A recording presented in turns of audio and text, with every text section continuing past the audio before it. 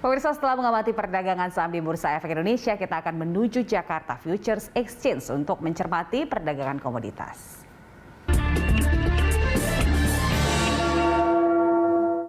Ya, untuk mengetahui perkembangan di pasar komoditas, pemirsa, kita telah terhubung dengan analis PT Didimex Berjangka, ada Mbak Chenli Yani. Selamat pagi, Mbak Chenli.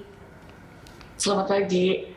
Iya, kita tahu setelah pengumuman dari The Fed terkait dengan tapering, tren harga emas ini menguat. Nah, untuk pagi ini bagaimana pergerakannya?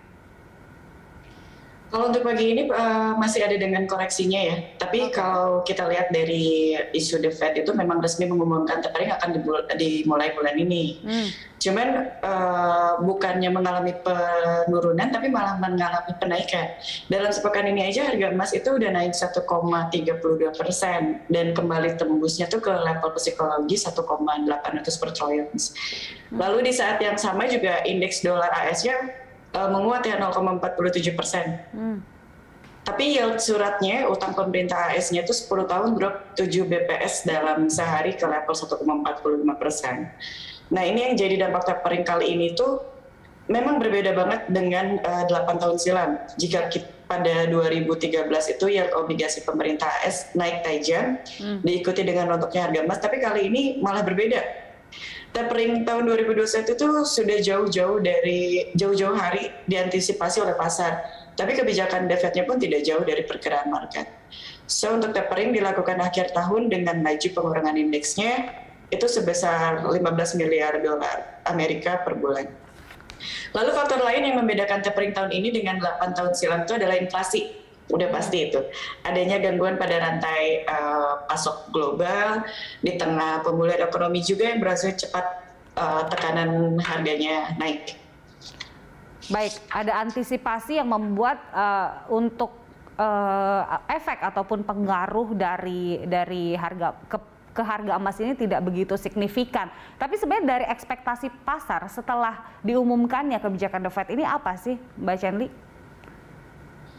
Kalau untuk ekspektasinya sendiri, The Fed itu kan menggelar pertemuan kebijakannya 2 hari yang lalu ya. Ya.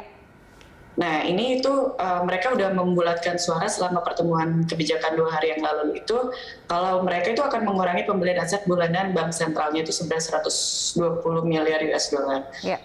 Dari komitenya pun berharap untuk mengakhiri pengurangan pembelian asetnya ini pada pertengahan 2022. Mungkin harus mempercepat juga garis waktu jika inflasinya tidak cukup moderat ya. Terus selama itu jauh dari diskusi tapering, The Fed akan mempertahankan kebijakan suku bunga dalam kisaran antara 0 sampai 25 basis point dan tidak akan membuat perubahan apapun pada suku bunga yang dibayar atas kelebihan cadangan kemarin. Jadi memang soal pengurangan stimulus pun akan diputuskan dalam pertemuan ini, mengingat adanya ekonomi Amerika Serikat sendiri yang telah berangsur membaik, seperti penurunan tingkat pengangguran, kenaikan tingkat kredit. Yang paling menarik perhatian itu adalah soal kenaikan inflasi aja sih. Baik, nah itu emas ternyata trennya masih terus naik hingga saat ini. Mbak Chenli, untuk CPO bagaimana pergerakannya? Kalau untuk CPO sendiri, dia kan mengalami rally ya, terus kenaikannya ya. Sampai kapan penguatannya? Mungkin pertama krisis energi yang mengakibatkan kalau harga CPO ini mengalami kenaikan tajam. Alhasil dari harga CPO yang juga ikut terseret naik akibat krisis tersebut. Ada beberapa sih yang menjadi tingkat kenapa si CPO ini selalu rally. Baik. Ada yang masih belum seimbangnya kondisi supply sama demand juga bisa menjadi pengaruh terhadap kenaikan harga CPO. Tapi ini akan untuk sementara saja kah atau masih akan berlangsung hingga beberapa pekan ke depan untuk CPO? Prediksi sih hanya sampai akhir tahun aja. Sampai akhir tahun. Komoditas lainnya seperti apa pergerakannya, seperti kopi dan coklat, Mbak Chenli? Kalau untuk komoditas lain itu masih stabil ya. Masih stabil. Kalau kayak kopi, coklat, ya itu masih kakao itu masih stabil. Tapi yang lebih pergerakannya lebih bagus itu ada di emas, tetap di gold. Kenapa? Karena Di saat harga yang lain itu stabil, emasnya aja yang naik turunnya nggak karuan. Oke. Karena beberapa isu sentimen, tapering segala macam itu. Oke, emas yang masih harus ada, boleh investasi, boleh trading, tapi harus waspada. Nah, saran Anda, kewaspadaan apa yang harus dilakukan oleh para investor dan trader? Ikuti selalu news atau sentimen market yang berkembang pada saat itu. Jangan masuk atau keluar market ketika kita tidak tahu sentimen apa yang akan terjadi pada saat itu. Karena tidak bisa dipungkiri kalau harga itu penggerak utamanya itu adalah sentimen market.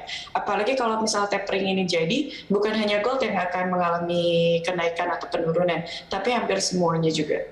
Karena sangat berpengaruh sekali. Itu yang harus diperhatikan oleh para trader. Terima kasih Mbak Sherly telah bergabung bersama kami pada pagi hari ini. Pemirsa analis PT Didimax Berjangka, Sherly Yani. Dan pemirsa, sampai di sini IDX Opening Bell menemani pagi Anda. Anda bisa mengirimkan informasi dan saran pada kami lewat email di redaksi @berita1.tv atau follow kami via Twitter, Facebook, YouTube, dan Instagram. Saya Julita telah mewakili rekan Rolando Sambuaga serta seluruh kerabat kerja yang bertugas mengucapkan terima kasih atas kebersamaan Anda. Salam sehat, sampai jumpa.